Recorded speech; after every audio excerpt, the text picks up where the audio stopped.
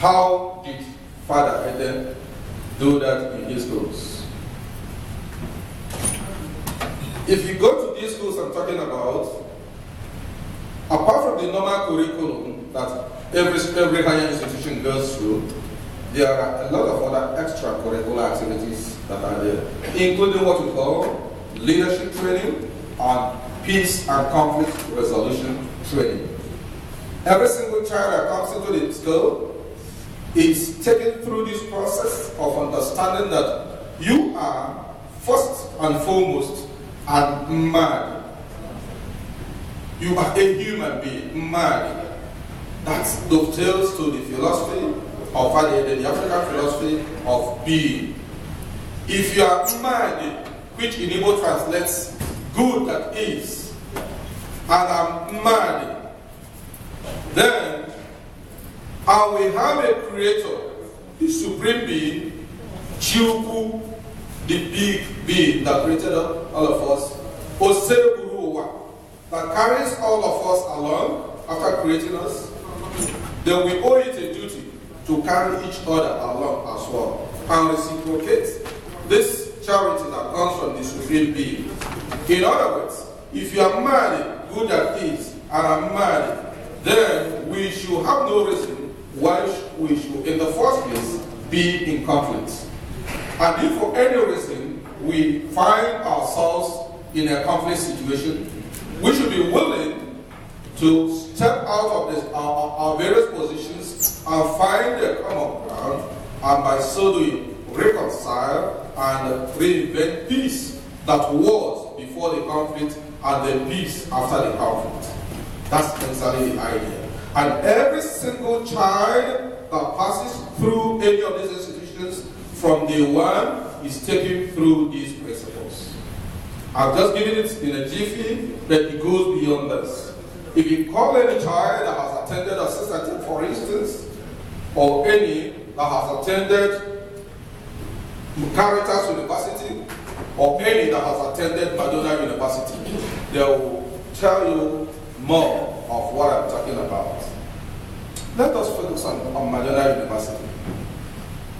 Madonna University in Nigeria was founded on the core values of decency in education and morals. The university turns out graduates of all nationalities, creed, and color who have peace within themselves and the capacity to build peace across the globe.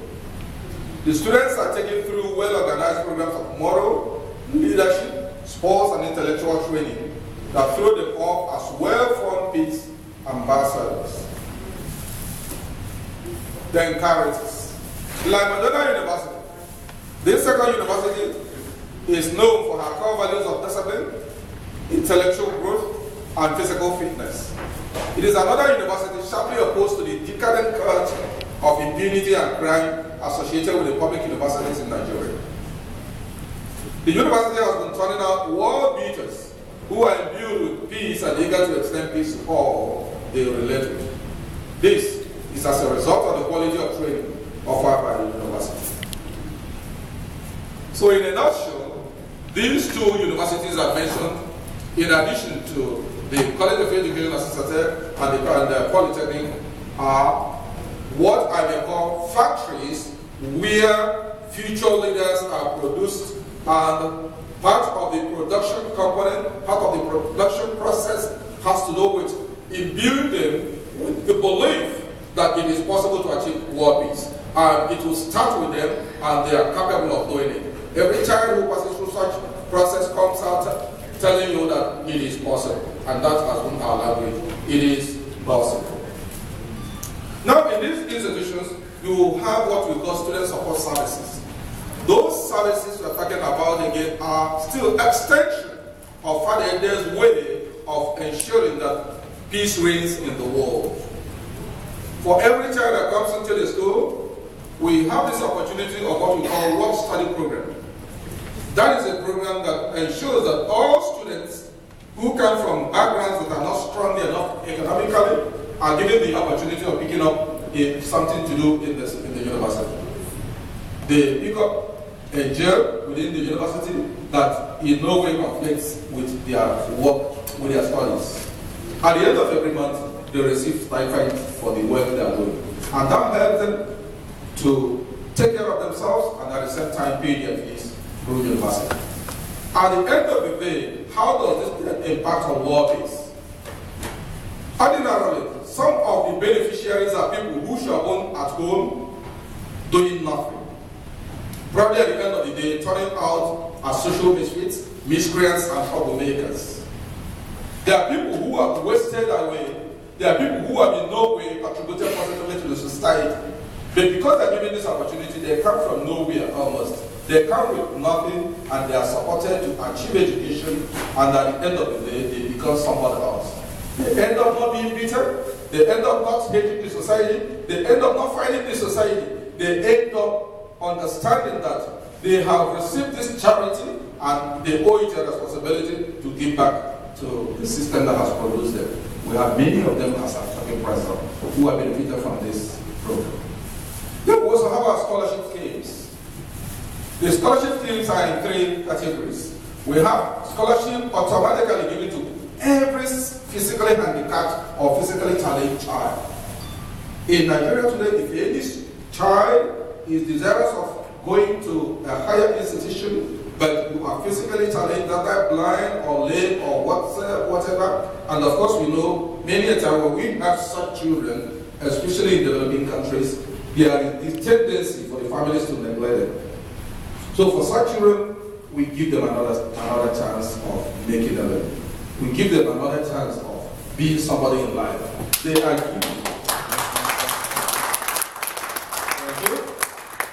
They are given automatic admission once they possess the minimum requirement, and they're also given automatic scholarship to school in 5 days school, especially Assistant College of Education and Assistant Polytechnic. And by the time they graduate, having passed through the process I've just talked about at the beginning, you see them coming out as useful peace ambassadors. We also go beyond that by employing the very good ones at the end of their graduation. Why do we have to do that?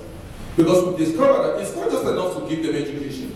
Sometimes they're given this education, but the society still sees them as people who cannot perform. Many a time you are lame, you have your degrees, you walk into an office, you say you want to do a job, the employer looks at the child and says, okay, you'll come back tomorrow. Why? Because this child is challenged physically. But we know that incapacitation physically does not mean that somebody cannot be useful. So on that ground, we employ many of them at the end of their graduation, and they are doing pretty well.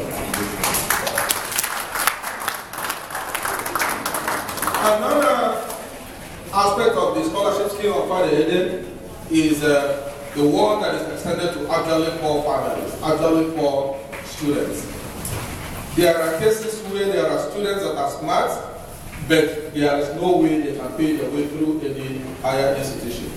How do we go about this? We ask all the bishops in the country to nominate such people from their diocese and archdiocese, and when they forward them, once they have the minimum qualification for enrollment, we enroll them from year 1 to the graduation, and they pay nothing as they pass through training. We have many of them again presently as we're talking.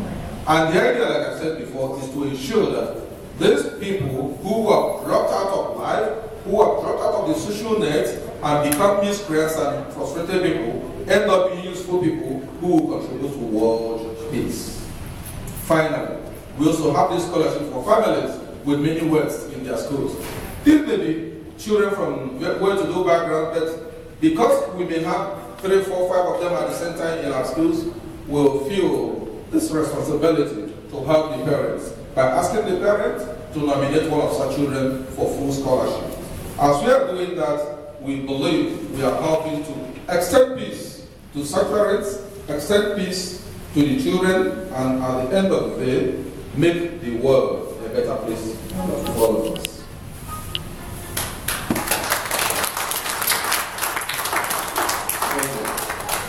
Then we have the Madonna International Charity Peace Award, which we call MIGPA. MIGPA, which is a product of Father Edeh's Madonna University, Nigeria, was established by Reverend Father Professor E.M.P. Edeh, CSSP, in the year 2006 to foster abundantly the acts of practical and effective charity. The award aims at seeking out men and women who have exclusively distinguished themselves within their environments with regard to being benevolent, benign, and outstandingly charitable. The recipients are individuals who aim at putting smiles on the faces of the poor, the sick, the abandoned, the physically challenged, the widows, the orphans, the less privileged, and the suffering people of the society, thereby bringing peace to the society. The recipients cut across geographical, religious, and other boundaries. The award, which is given annually, has a cash reward ranging between $10,000 US and $100,000 US, as the case may be. The past recipients include people from Nigeria, Cameroon, Cambodia, Philippines, Haiti, United Kingdom, among others. They range from Christians to Buddhists, Muslims, among others. The award, which has International Board of Trustees, has helped immensely in peace building across the globe through its encouragement of peace building charitable acts. The award has challenged its recipients and others to spread peace to the world through practical charity. And in conclusion, it can certainly be asserted that Father Edeh has contributed immensely to world peace through his educational institutions, which were established to reverse all the ills associated with the Nigerian public schools, which were sharply opposed to peace. In the course of founding his educational institutions, anchored on higher values, Father Edeh has not only revamped education in his native country, but exported peace to the wider world through staff and students from various nations who work or study therein. His Madonna International Charity Peace Award, MIPA, appears to be the icing on his beautiful cake of peace building across the globe. And finally, because of this wonderful audience, I have to thank you.